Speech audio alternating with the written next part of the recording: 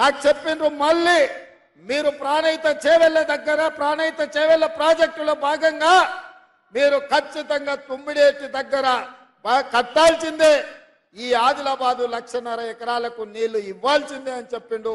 తప్పకుండా తుమ్మిడిహెట్టిలో ప్రాజెక్టును కడతాం. మహారాష్ట్రతో చర్చలు జరుపుతున్నాం. అక్కడ ముంపు భూమికి సంబంధించి 1800 ఎకరాల సమస్య పరిష్కారం కోసం ఆ రాష్ట్ర ప్రభుత్వంతో చర్చలు జరుపుతున్నాం. తప్పకుండా మహారాష్ట్రలో ముంపు గురే భూములను ఆ ప్రభుత్వాన్ని ఒప్పించి ఆ ప్రాంత రైతాంగాన్ని మెప్పించి సరైన నష్టపరిహారం వారికి ఇప్పించి తప్పకుండా తుమ్మిడిహెట్టి దగ్గర ప్రాణహిత చేవెళ్ళ ప్రాజెక్టును కడతాం. ఆ ప్రాజెక్టుకు మళ్ళీ డాక్టర్ బాబాసాహెబ్ అంబేద్కర్ పేరు పెట్టే బాధ్యత కాంగ్రెస్ పార్టీ తీసుకుంటుందని చెప్పి నేను ఈ వేదిక మీద నుంచి మీ అందరికీ మాట ఇస్తున్నా. ఇదే కాదు, నేను ఎప్పుడొచ్చినా మా నిర్మల్ అర్జుమన్ నుంచి మొదలు పెడితే మా ఎన్ఎస్యుఐ పిల్లలు, యూత్ కాంగ్రెస్ పిల్లలు, అన్ని జిల్లాలలో యూనివర్సిటీ ఉన్నది. విద్యా ఉపాధి అవకాశంలో ఆదిలాబాద్ వెనుకబడ్డది. మీరు ఆదిలాబాద్కు యూనివర్సిటీ ఇవ్వాలి అని వాళ్ళు నా దృష్టికి తీసుకొచ్చిండ్రు. తప్పకుండా ఇక్కడ ఉండే విద్యార్థులకు ఈ ప్రాంతంలో ఉద్యోగ ఉపాధి అవకాశాల కోసం ప్రయత్నం చేస్తున్న మిత్రులకు నేను మాట ఇస్తున్నా. ఆదిలాబాద్లో యూనివర్సిటీని ప్రారంభించి మీ చదువులు మీ ప్రాంతంలోనే చదువుకునే అవకాశాన్ని కాంగ్రెస్ పార్టీ కల్పిస్తుంది. ఇదే కాదు, మీ ప్రాంతంలో సిమెంట్ ఫ్యాక్టరీ ఉండేది, ఆనాడు కాంగ్రెస్ పార్టీ కట్టింది. ఈనాడు మోడీ కేడీ కలిసి మీ సిసిఐ సిమెంట్ పరిశ్రమను మూతేసి ఎన్నిసార్లు అడిగినా ఎన్ని విజ్ఞప్తులు చేసినా తెరుస్తున్నాం అంటారు. కానీ ఆ సున్నపు పరిశ్రమ సిమెంట్ పరిశ్రమకి ఇవాళ అతిగతి లేకుండా పోయింది. మోడీ కేడీ కలిసి సున్నం పెట్టింది ఆదిలాబాదు ప్రజలకు. అందుకే ఈ ప్రాంతంలో వ్యాపారాలు చేసుకునే వాళ్ళకు, నిరుద్యోగ యువకులకు, ఈ ప్రాంతంలో ఉండే ప్రతి పౌరుడికి నేను మాట ఇస్తున్నా. తప్పకుండా తొందరలోనే ప్రైవేటు వ్యక్తులతోనైనా మాట్లాడి సిసిఐ సిమెంట్ పరిశ్రమను తెరిపించి ఈ ప్రాంతాన్ని అభివృద్ధి పదం వైపు నడిపించడానికి అవసరమైన చర్యలు మా ప్రభుత్వం చేపడుతుంది అని చెప్పి నేను ఈ సందర్భంగా తెలియజేస్తున్నా. మిత్రులారా, 100 రోజుల్లో ఈరోజు మనం తీసుకున్న నిర్ణయాలు మా అక్క సీతక్క మీకు అందరికీ వివరించింది. అయినా మీకు గుర్తు చేయాల్సిన బాధ్యత నా మీద ఉన్నది. డిసెంబర్ 7 నాడు మనం బాధ్యత చేపట్టిన తర్వాత 48 గంటల్లోనే ఈ రాష్ట్రంలో ఉండే 2 కోట్ల పైచలకు మా ఆడబిడ్డల కోసం ఆర్టీసీ బస్సుల్లో ఉచితంగా ఎక్కడికి వెళ్ళినా, అత్తగారింటికి పోయినా, అమ్మగారింటికి పోయినా, గుడికి పోయినా, బడికి పోయినా, తీర్థయాత్రలు పోయినా ఎవరు ఒక్క పైసా పెట్టాల్సిన అవసరం లేదు. ఇవాళ ఆడబిడ్డలకు ఆర్టీసీ బస్సుల్లో ఉచిత ప్రయాణాన్ని 48 గంటల్లోనే అమలు చేసిన పార్టీ ప్రభుత్వం మనది. ఇప్పటికి ఆడబిడ్డలు చేసిన ప్రయాణం దాదాపుగా 35 కోట్ల మంది ఆడబిడ్డలు ఆర్టీసీ బస్సుల్లో ఉచిత ప్రయాణం చేసిర్రు. 1325 కోట్ల రూపాయలు ఆర్టీసీ సంస్థకు తెలంగాణ రాష్ట్ర ప్రభుత్వం చెల్లించడం ద్వారా ఆర్టీసీని అప్పుల ఊబిలో కూరుకుపోయి దివాలా తీసి ఆర్టీసీ మూతపడే పరిస్థితి నుంచి ఇవాళ ఆర్టీసీని కూడా కాపాడి 50,000 మంది కార్మికులను, వాళ్ళ కుటుంబాలను ఇవాళ కాంగ్రెస్ పార్టీ ఆదుకున్నది. ఇదే కాదు, రాజీవ్ ఆరోగ్యశ్రీ ఆనాడు పెద్దలు డాక్టర్ వైఎస్ రాజశేఖర రెడ్డి గారు బ్రతికున్నప్పుడు పేదవాడికి కార్పొరేట్ వైద్యాన్ని అందించాలి, పేదవాడు వైద్యం అందక మరణించకూడదా, కుటుంబాలను ఆదుకోవాలని 2 లక్షల రూపాయలతోని ఆనాడు రాజీవ్ ఆరోగ్యశ్రీని వైఎస్ఆర్ ప్రారంభించండు. అప్పుడు మిత్రుడు శ్రీధర్ బాబు గారు ఆ మంత్రివర్గంలో మంత్రి, దాన్ని నిక్కచ్చిగా అమలు చేసి పేదల ఆరోగ్యాన్ని కాపాడిండు. మరి తెలంగాణ రాష్ట్రం వచ్చిన తర్వాత కేసీఆర్ ముఖ్యమంత్రి అయిన తర్వాత కేసీఆర్కి ఏం రోగం వచ్చిందో నాకు తెలియదు, కానీ రిమ్మ పట్టిందేమో నాకు తెలియదు, కానీ రాజీవ్ ఆరోగ్యశ్రీని దివాలా తీపించి పేదలకు అన్యాయం చేస్తుంటే మన ఇందిరమ్మ రాజ్యంలో ప్రజాపాలనలో అధికారంలోకి వచ్చిన 48 గంటల్లోనే రాజీవ్ ఆరోగ్యశ్రీ ద్వారా పేద వాళ్లకు 10 లక్షల రూపాయలు ఉచితంగా వైద్యానికి అందించి పేద కుటుంబాలను ఆదుకోవడానికి ఇవాళ మన ప్రభుత్వం నిర్ణయం తీసుకున్నది. ఇవాళ మరి కాంగ్రెస్ పార్టీని ప్రభుత్వాన్ని పడగొట్టాలని ఢిల్లీలో ఉండే మోడీ అంటున్నాడు, గల్లీలో ఉండే కేసీఆర్ అంటున్నాడు. నేను అడుగుతున్న మా అక్కల్ని, మా ఆడబిడ్డల్ని, ఎందుకు ఇందిరమ్మ రాజ్యాన్ని కూలగొట్టాలి? ఆర్టీసీలో మా ఆడబిడ్డలకు ఉచితంగా ప్రయాణం ఇచ్చినందుకు కూలగొట్టాలా, లేకపోతే రాజీవ్ ఆరోగ్యశ్రీలో 10 లక్షల రూపాయలు అందించినందుకు కూలగొట్టాలనా? ఒకవేళ ఇందిరమ్మ రాజ్యం ఏమన్నా ఇబ్బందులు పడితే మా ఆడబిడ్డలకు ఆర్టీసీలో ఉచిత ప్రయాణం ఉంటుందా? ఒక్కసారి ఆలోచన చేయమని మా అక్కల్ని అడుగుతున్నా. రాజీవ్ ఆరోగ్యశ్రీ కేసీఆర్ ఎట్లయితే గతంలో దాన్ని పతనం చేయాలని చూసిండో, ఇవాళ ఈ ప్రభుత్వానికి ఏదైనా ప్రమాదం వస్తే మీకు ఆ పథకాన్ని అమలు చేసే వాళ్ళు ఎవరు, పేదల ఆరోగ్యాన్ని కాపాడేది ఎవరో ఒక్కసారి ఆలోచన చేయండి మిత్రులారా అని నేను అడుగుతున్నా.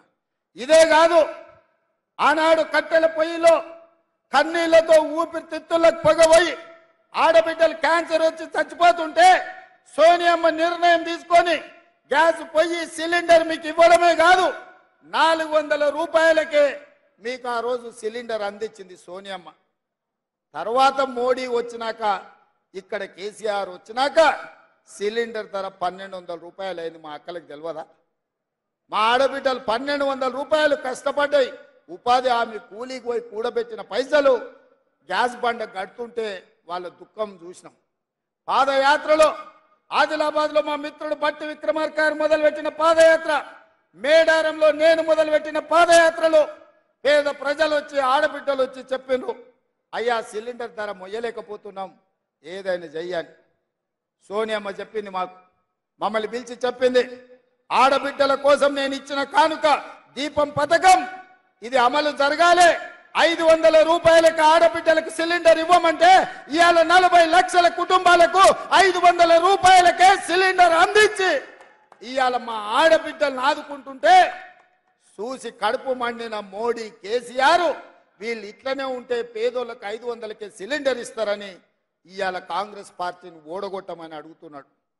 ఇదే కాదు, పాదయాత్రలో ప్రజలు వచ్చి, అయ్యా భూమి ఉన్నోళ్ళకే ఉచిత కరెంట్ ఇస్తారు, భూమి ఉన్నోళ్ళకే రైతు బంధు ఇస్తారు, భూములు ఉన్నోళ్ళకే రైతు బీమా ఇస్తారు, మా భూమి లేని పేదలకు ఇళ్లకు మీరు ఎందుకు ఉచితంగా కరెంట్ ఇయ్యారని చాలా మంది పేదలు వచ్చి చెప్పారు. ముఖ్యంగా అందులో దళితులు, ఆదివాసీలు, లంబాడ సోదరులు ఉంటే ఆలోచన చేసినాం. నిజమే కదా, ఈ పేదవాళ్ళు అడుగుతున్న మాటల విషయం ఉన్నది కదా, ఈ పేదవాళ్ళని ఆదుకోవాల్సిన బాధ్యత ఇందిరమ్మ రాజ్యంలో ప్రజా ప్రభుత్వానిదే కదా అని ఆలోచన చేసి ఇవాళ ప్రతి పేదవాడి ఇంటికి 200 యూనిట్లు 0 బిల్లుతో మీ ఇంటికి ఉచితంగా కరెంట్ ఇస్తుంటే మీ ఇంట్లో వెలుగులు చూసిన కేసీఆర్, నరేంద్ర మోడీ కళ్ళల్లో నిప్పులు పోసుకొని ఇవాళ మీకు ఉచిత కరెంటును ఆపాలని, కాంగ్రెస్ను ఓడగొట్టాలి, ఈ ప్రభుత్వాన్ని పడగొట్టాలని ఇవాళ పథకాలు పన్నుతున్నారు. మిత్రులారా, మీరు ఆలోచన చేయండి. ఆదిలాబాద్లో అత్రం సుగుణ గెలవకపోతే మీకు ఈ పథకాలు ఆగిపోయే ప్రమాదం ఉంది కదా, మీరు ఒక్కసారి ఆలోచన చేయండి. ఇదే కాదు మిత్రులారా, ఆనాడు వైఎస్ఆర్ ఉన్నప్పుడే, శ్రీధర్ బాబు గారు మంత్రిగా ఉన్నప్పుడు ఇందిరమ్మ ఇండ్ల పేరు మీద తండాలలో, గూడాలలో, మారుమూల పల్లెల్లో, బీసీల కాలనీలలో అడిగిన వాళ్ళందరికీ 25 లక్షల ఇందిరమ్మ ఇండ్లు ఇచ్చి ప్రతి పేదవాడికి సొంత ఇంటి కలను ఆనాడు ఇందిరమ్మ రాజ్యంలో నెరవేర్చినాం. దానికి ప్రత్యక్ష సాక్షి వెడమ బొజ్జు.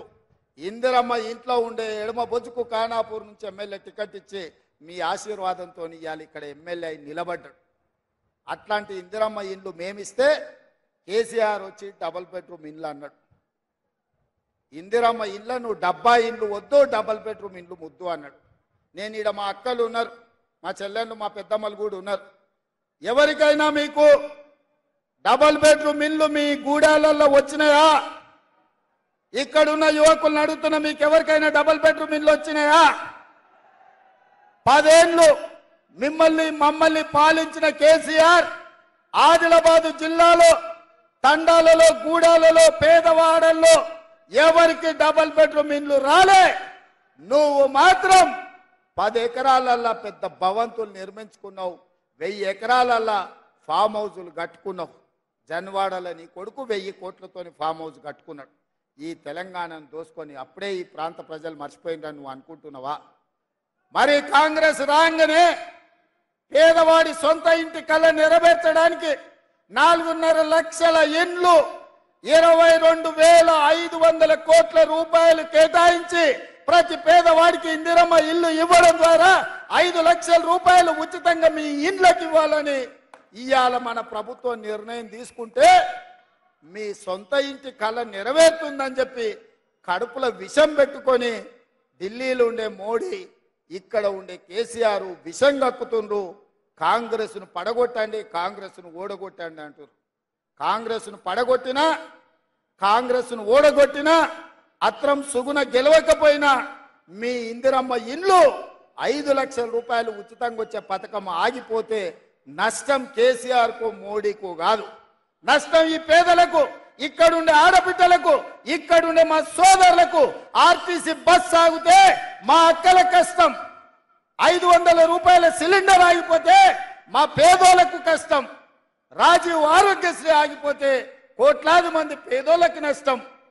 సొంత ఇంటిలో ఇంటి కరెంటు బిల్లు కట్టాల్సి వస్తే ఇంటికి 1000 రూపాయలు 2000 రూపాయలు ఇవాళ మీరు బిల్లు కట్టాల్సిన పరిస్థితి వస్తుంది. ఇల్లు రాకపోతే పిల్లగానికి పెళ్ళై కొడుకు కోడలు వస్తే ఇల్లు లేని మొత్తం దివాలా పరిస్థితి ఇవాళ పేదవాళ్ళకు వస్తుంది. అందుకే ఈరోజు 6 గ్యారంటీలలో 5 గ్యారంటీలు అమలు చేసిన ఇందిరమ్మ రాజ్యం మీద, కాంగ్రెస్ ప్రభుత్వం మీద ఢిల్లీలో ఉండే మోడీ, గల్లీలో ఉండే కేసీఆర్ కక్ష కట్టి మన ప్రభుత్వాన్ని, మన పార్టీని ఓడించాలనే ప్రయత్నం చేస్తున్నారు. నేను అడుగుతున్న మీడియా మిత్రుల్ని, మిత్రులారా, కేసీఆర్ 10 ఏళ్ళు ముఖ్యమంత్రి ఉన్నాడు, నరేంద్ర మోడీ 10 ఏళ్ళు ప్రధానమంత్రిగా ఉన్నారు. వాళ్ళు ఇచ్చిన హామీలు అమలు చేయలేదు, ప్రజల్ని మోసం చేసిండ్రు. 2 సార్లు ముఖ్యమంత్రిగా, ప్రధానమంత్రిగా బాధ్యతలు చేపట్టారు. 100 రోజుల్లోనే ఇన్ని సంక్షేమ కార్యక్రమాలు అమలు చేసిన 100 రోజులే ఆయన మా ప్రభుత్వాన్ని పడగొట్టాలంటున్నారు. మరి 10 ఏళ్ళున్నోని నడి బజార్లో ఉరి తీయాలనా, 100 మీటర్ల గోతి తీసి పాతి పెట్టాలనా మీరే నిర్ణయించండి. 5 ఏళ్ల కోసం ప్రజలు మాకు తీర్పు ఇచ్చారు, 5 ఏళ్ళు పరిపాలించమని అధికారం ఇచ్చారు, 65 సీట్లు ఇచ్చారు. అయినా రోజుకు 18 గంటలు పనిచేసి ప్రజలకు ఇచ్చిన మాట నిలబెట్టుకోవడానికి ఈరోజు తీవ్రమైన ప్రయత్నం చేస్తున్నాం. ప్రభుత్వ ఉద్యోగాలు, తెలంగాణ ఉద్యమం అంటేనే నీళ్లు, నిధులు, నియామకాలు. 10 ఏళ్ళుండి ఆ సన్నాసి ఉద్యోగాలు ఇవ్వకపోతే మా ప్రభుత్వం వచ్చిన 3 నెలల్లో 30,000 ఉద్యోగాలు మేము ఇచ్చి నిరుద్యోగ యువకులకు మేము ఇవాళ ప్రభుత్వ ఉద్యోగం ఇచ్చినాం. మేము వాళ్ళ ఇంటికి నియామక పత్రాలు పంపిస్తే ఇచ్చిండ్రో ఇయ్యలేదో అని కేసీఆర్, బీజేపీ వాళ్ళు అబద్ధాలు చెప్తారని ఎల్బీ స్టేడియం పిలిపించి 30,000 కుటుంబాలకు నియామక పత్రాలు అందించి వాళ్ళ కళ్ళల్లో ఆనందం చూసి 30,000 ఉద్యోగాలు ఇచ్చిన మా ప్రభుత్వాన్ని పడగొట్టాలంటే నిరుద్యోగ యువకులు చూసుకుంటూ ఉంటారా అని నేను అడుగుతున్నా. ఇదే కాదు, 60 ఏళ్ల నుంచి బీసీ జనాభా లెక్కలు వేయమంటే లెక్కలు వేయలేదు, నిధులు ఇవ్వమంటే నిధులు ఇవ్వలేదు. కానీ మా ప్రభుత్వం వచ్చిన ఎంబడే మంత్రివర్గ తీర్మానం చేసింది, శాసనసభలో ఆమోదం చేసింది.